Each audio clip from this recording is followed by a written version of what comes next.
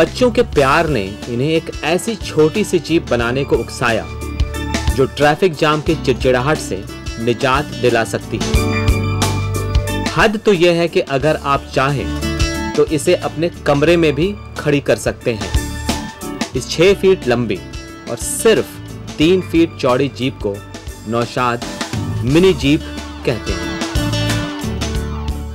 वहाँ मेरी दुकान के पास वहाँ प्रदर्शनी लगी हुई थी एक महिंद्रा कंपनी की, वहाँ पे फ़ोटो टंगा हुआ था जीप का। तो मैं उस जीप का फ़ोटो लेकर के घर पे आया और फिर पेंसिल और कागज़ पर मैं उसका नक्शा बनाया गाड़ी का। उसके बाद फिर मैं अपना काम यहाँ शुरू किया। दुकान से औजार लेकर के आया और कुछ औजार मैं ख़रीदा।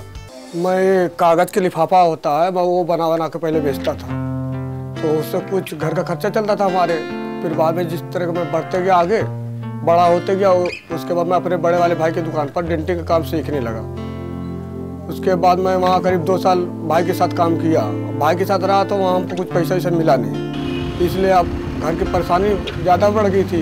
मैं लिफाफा बेचने जाता था, कागज़ के अखबार आता है, अखबार का लिफाफा बनाकर मैं और मेरी छोटी वाली बहन बाज़ार में लिफाफा बेचने जाते थे। वो जब झोला टांगर के मैं लेके जाऊँ तो यहाँ पर दाग पड़ जाता था वो झोले का। नौशाद को अपनी पीठ पे निशान मंजूर था, लेकिन अपनी इज्जत पर नहीं। दुनिया चाहे कुछ भी कहती रहे, नौशाद ने अपनी खुली आंखों के ख्वाब को हर सूरत में सच करना चाहा। बहुत परेशानी से मैं उसके काम करने के बाद मैं काम सीखा दुकान पर, अपने बड़े भाई की दुकान पर काम सीखा।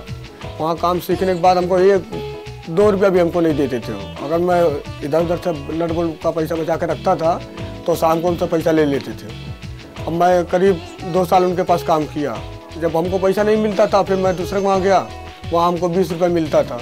उस पैसे से हमारे घर का खर्चा कुछ खर्चे में सुधार आया। फिर धीरे धीरे मैं काम करता गया। उसके बाद हमको 50 रुपये मिलने लगा डेली। हम तो हमारे 2 के लिए बनाना चाहता था कि इसमें छोटे परिवार आराम से अपना सफ़र कर सकते हो।